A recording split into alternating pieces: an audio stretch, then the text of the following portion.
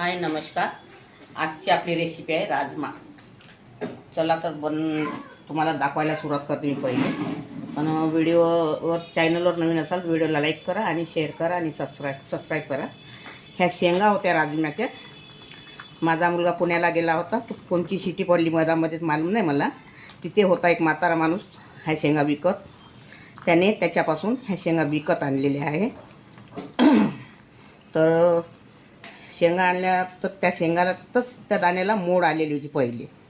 मग दुसऱ्या दिवशी मी त्या शेंगाचे दाणे काढून घेतलेले आहे. आताही छान मोड आलेली आहे. आता मी याला धुवून छान वॉश करून घेतलेलं आहे.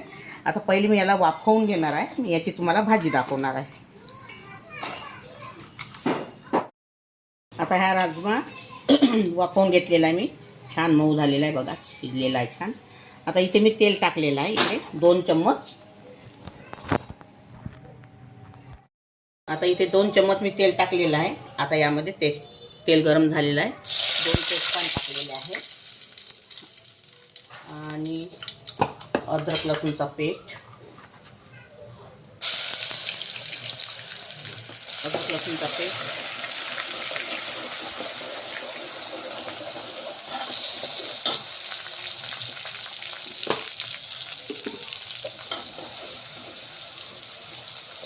आता हे आपलं अद्रक लसूण होत आलेलं आहे.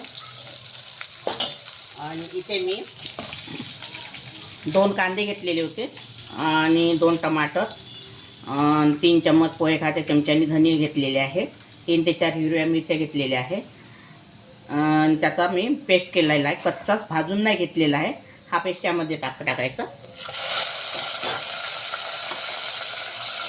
याला 5 मिनिटापर्यंत छान याचा कच्चेपणा जाईपर्यंत आपल्याला होऊ द्यायचा आहे पेस्ट. हे बघा, आता आपला कांदा वगैरे मसाला झालेला आहे तयार. हे बघा छान शिजलेला आहे, कलर आलेला आहे, तेल सुटलेलं आहे. आता इथे मी बेसिक मसाले घेतलेले आहे. इथे 3 चम्मच मी मिरची पावडर घेतलेला आहे. 1 चम्मच हळदी पावडर आहे. 1 चम्मच मसाला आहे. 1 चम्मच गरम मसाला आहे. 1 चम्मच जिरा पावडर आहे. 1 चम्मच धनी पावडर आहे. कस्तुरी मेथी आहे आणि स्वादानुसार मीठ आहे.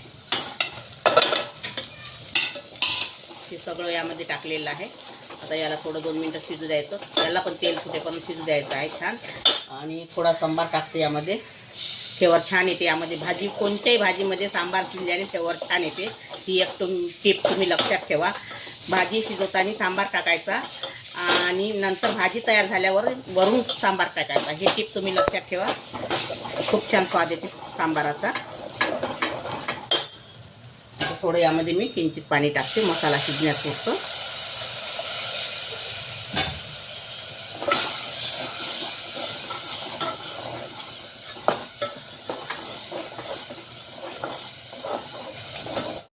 आता हे आपले मसाले झालेले आहे बघा, छान कलर वगैरे आलेला आहे. आता ह्या राजमा यामध्ये टाकून द्यायचा आहे. हा राजमा मी 1 चम्मच हळद टाकून उकडलेला होता. सांगायची आठवण राहिली, पण 1 चम्मच हळद टाकायची आणि वाफवून घ्यायचा. हा वला असल्यामुळे लवकर शिजला आणि तो वाळला राजमा लवकर शिजत नाही. खूप वेळ पण त्याला वाफलावं लागते. आता मी याला जेवढं लागते तेवढं पाणी टाकणार आहे फॅमिलीनुसार. जास्त पाणी टाकायचं नाही आणि पातळ भाजी करायची नाही, कारण राजमा हा शिजूनच आहे. हे बघा, तुम्हाला थोड्या वेळानंतर दाखवते. तर ही आपली भाजी तयार झाली आहे राजमाची. आता मी यावरती सांबार टाकत आहे. बघा छान कलरही आलेला आहे. आणि एकदा अशी तुम्ही बनवून बघा आणि खाऊन बघा.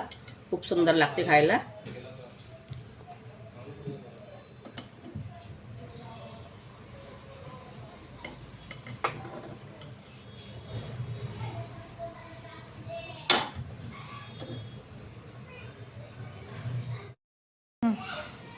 आपली राजमाची भाजी तयार झालेली आहे. अगर तुम्हाला माझी रेसिपी आवडली असेल तर व्हिडिओला लाईक करा, शेअर करा आणि चॅनलला सबस्क्राईब करा.